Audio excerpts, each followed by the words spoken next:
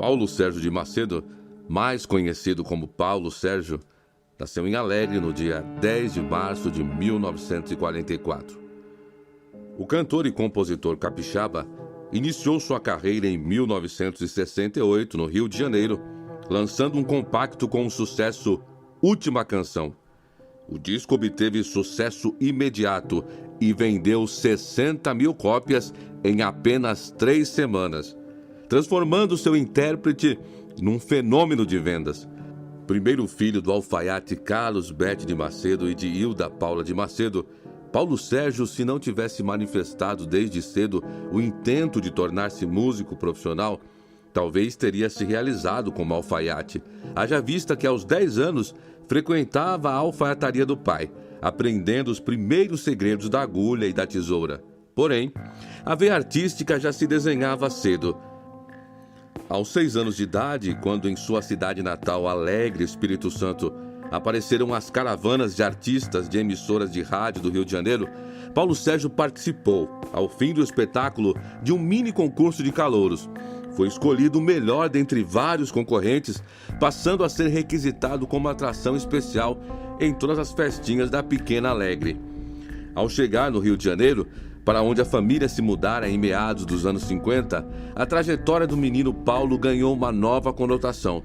Estudou no Colégio Pedro II e morava em Brás de Pina, na zona norte carioca, quando terminou o ginásio. Aos 15 anos, foi trabalhar em uma loja no bairro do Bom Sucesso. Coincidência ou não, era uma loja de discos e eletrodomésticos chamada Casas Rei da Voz. Como tocava bem violão, logo os amigos o incentivaram e Paulo Sérgio começou a mostrar suas composições. Os anos 60 sacudiam a juventude e Paulo Sérgio fez seu batismo no programa Hoje é Dia de Rock, comandado por Jair de Taumaturgo, o mais badalado entre os jovens do Rio. Posteriormente, passaria ainda por muitos outros programas de calouros, como o Clube do Rock, do compositor Rossini Pinto, onde muitos outros ídolos que iriam formar o pessoal da Jovem Guarda se apresentaram. Em 1966, no filme Na Onda do Iê Iê Iê, Paulo Sérgio aparece como calouro do apresentador Chacrinha, cantando a canção Sentimental Demais, de Jair Amorim e Evaldo Gouveia. Em 1967, uma nova e grande oportunidade de Paulo Sérgio surgiu quando um amigo seu foi convidado para realizar testes na gravadora Caravelli, do empresário Renato Gaetani. Paulo, então, prontificou-se a acompanhar o amigo ao violão, que infelizmente não teve sorte. Porém, durante o teste, Álvaro Menezes, integrante do conjunto Os Selvagens e que era responsável por descobrir novos talentos da Jovem Guarda para o Caravelli, constatou que Paulo Sérgio também cantava e manifestou interesse em ouvir algumas das suas composições. Álvaro assegurou a Renato Gaetani, seu tio, que Paulo Sérgio seria sucesso absoluto e assim um contrato foi prontamente assinado. Mas o sucesso veio mesmo antes de gravar. Álvaro levou várias vezes ao programa Haroldo de Andrade na TV Excelsior e o auditório vinha abaixo ao ouvi-lo cantar Benzinho, que ainda nem havia sido gravada. Paulo Sérgio tornou-se muito amigo de Álvaro, a quem pedia conselhos sobre os mais diversos assuntos. Até mesmo sobre a compra de seus 2 primeiros carrões, um Mustang e um Cadillac presidencial. Na época, o motorista de Paulo Sérgio era Tony D'Amito, o qual tempos depois também gravou um disco com a ajuda de Paulo Sérgio e Álvaro.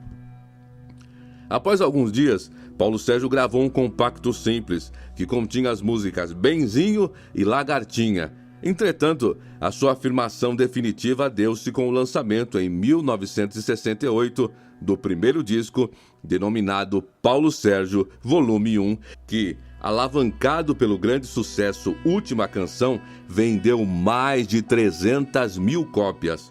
Paralelo ao sucesso meteórico de Paulo Sérgio, surgiu a acusação de que ele era um imitador do cantor Roberto Carlos, então ídolo inconteste da juventude, dada a semelhança do seu timbre vocal.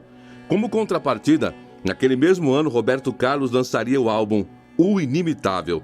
Ainda em 1968, Paulo Sérgio se defende sobre as acusações de mero imitador e, em entrevistas ao radialista Antônio Aguilar, admite ser fã de Roberto Carlos.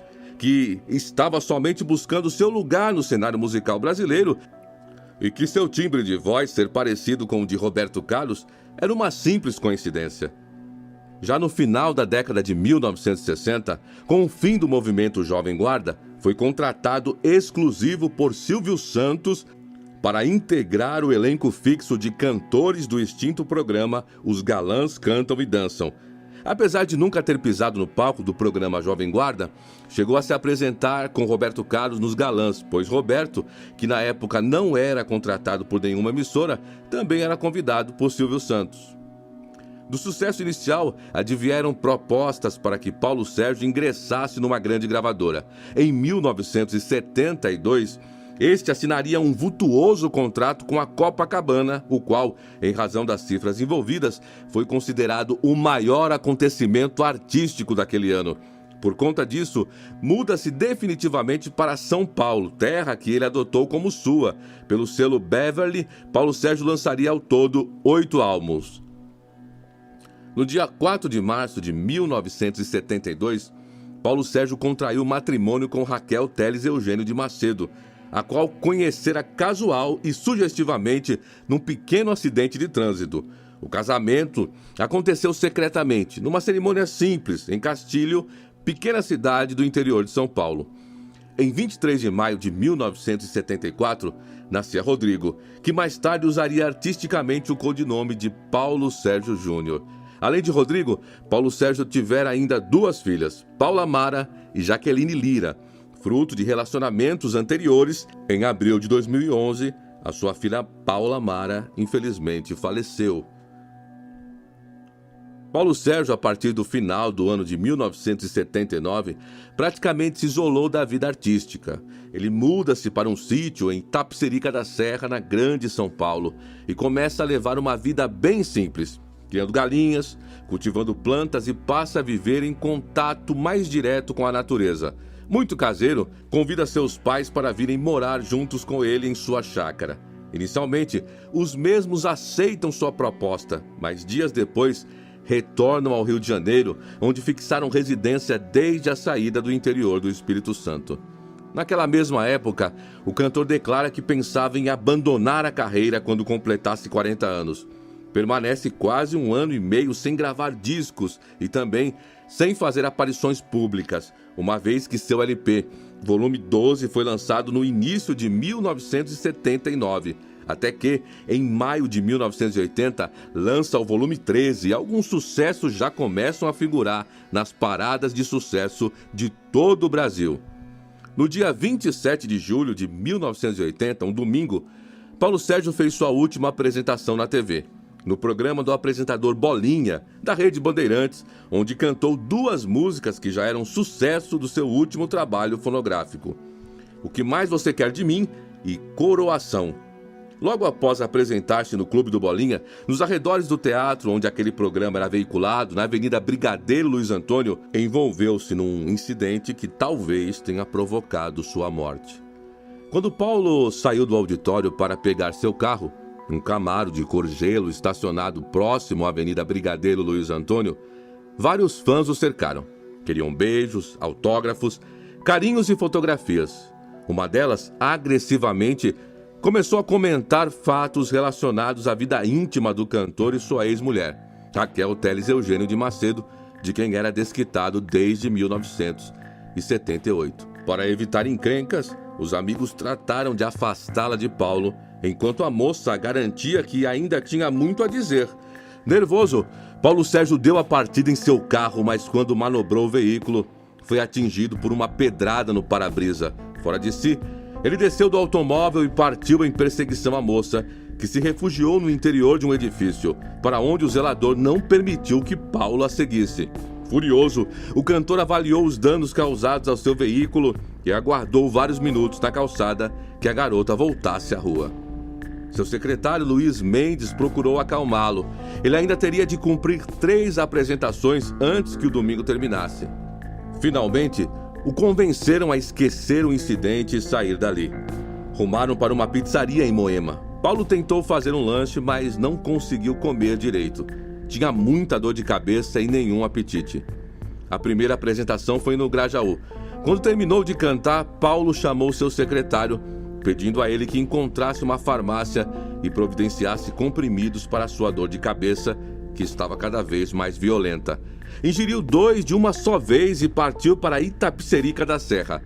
Mas conseguiu cantar apenas 2 músicas. A cabeça latejava dolorosa e implacavelmente, e sua visão estava começando a ficar turva. Cambaleando, ele voltou ao seu camarim. Foi levado até um micro-ônibus e transportado para o hospital Piratininga. De lá, enviaram-no para o Hospital São Paulo. Quando chegou a este último, ele já estava em coma. O diagnóstico foi rápido e assustador. Paulo Sérgio tivera um derrame cerebral. Após as primeiras providências clínicas, Paulo foi internado na UTI. Uma desesperada batalha pela sua sobrevivência estava se iniciando. Amigos e parentes foram alertados. Apesar de preocupados, todos, tanto familiares como fãs e equipe médica, estavam confiantes até aquele momento, uma vez que o cantor era um homem forte e sadio. Com esse perfil, acreditavam que não havia motivo para que se duvidasse de uma possível recuperação. No entanto, mesmo com a equipe médica fazendo o possível, os esforços de nada adiantaram. Na manhã de segunda-feira, 28 de julho, os corredores do hospital já estavam repletos de pessoas que queriam ver e saber alguma notícia sobre o estado de Paulo Sérgio. O otimismo já cedia lugar a um certo desespero. Afora os familiares, ninguém mais naquele momento tinha autorização para entrar na UTI, onde ele se encontrava. As reações de Paulo Sérgio continuavam desfavoráveis. O Dr. Pimenta, chefe da equipe que incansavelmente tentava reabilitar o cantor, após exames minuciosos, revelou aos familiares de Paulo que suas possibilidades de sobrevivência já eram mínimas e, mesmo assim, a luta prosseguia. No hospital, a vigília permanecia contínua, mas uma noite o estado de saúde de Paulo Sérgio, ao invés de melhorar, se agravou mais. Às 14h30 de terça-feira, 29 de julho, foi declarado que já não havia mais nenhuma possibilidade de reversão do quadro clínico, de modo que a sua morte clínica definitiva passara a ser apenas uma questão de tempo. Paulo Sérgio já estava praticamente sem vida e apenas os aparelhos mantinham sua respiração e seus batimentos cardíacos. Às 20h30, foi anunciado o fim de uma longa e dolorosa agonia. Apesar do esforço feito para salvá-lo, Paulo Sérgio, aos 36 anos de idade, estava morto. Durante a madrugada e a manhã seguinte, o corpo do cantor ficou exposto para visitação no velório do cemitério de Vila Mariana, em São Paulo. Atendendo ao pedido dos pais de Paulo Sérgio, foi sepultado no Rio de Janeiro. Na capital carioca, o velório ocorreu no cemitério do Caju. Entre cantores e artistas que prestaram suas últimas homenagens estavam presentes Antônio Marcos, Jerry Adriane, Agnaldo Timóteo, Zé Rodrigues, Edson Vander e Renato Aragão, um dos seus maiores admiradores. O cantor Roberto Carlos não pôde comparecer ao enterro, mas prestou sua homenagem enviando uma enorme coroa de flores com os seguintes dizeres: "Meu coração está em luto, pois morreu meu grande ídolo. Às 16 horas do dia 30 de julho, quarta-feira, seu corpo baixou à sepultura ao som de seu maior sucesso, Última Canção. Segundo alguns amigos de Paulo Sérgio, nos últimos meses, o cantor dava sinais claros que algo não ia bem com sua saúde, já que o artista vinha emagrecendo muito e sentindo fortes dores de cabeça, sempre tratando os sintomas com analgésicos e não dando maior importância ao fato." Para a gravadora Copacabana, declarou Clayton Lazzarini, diretor de divulgação e um grande amigo de Paulo Sérgio, sua morte repentina representava um prejuízo de mais de 10 milhões de dólares por ano a cada disco lançado, já que o artista, juntamente com Benito de Paula, era o grande responsável pelo faturamento da empresa. Só seu último LP, lançado 2 meses antes de morrer, já havia alcançado a marca de 100 mil cópias, uma excelente vendagem para os padrões da época. Em 1981, a então gravadora Copacabana lançava o LP volume 14. Tratava-se de 12 faixas inéditas que Paulo Sérgio havia gravado durante os anos 1970 e não aproveitadas em trabalhos anteriores. Curiosamente, a faixa que abre o disco chama-se O Amor é Cada Vez Maior, a última música gravada por Paulo Sérgio 2 semanas antes de sua morte. No final dos anos 1980, uma nova tecnologia permitiu juntar as vozes de Paulo Sérgio e de seu filho, então com 12 anos. A canção escolhida foi Quero Ver Você Feliz, música que Paulo gravou em 1975 em homenagem ao nascimento do filho.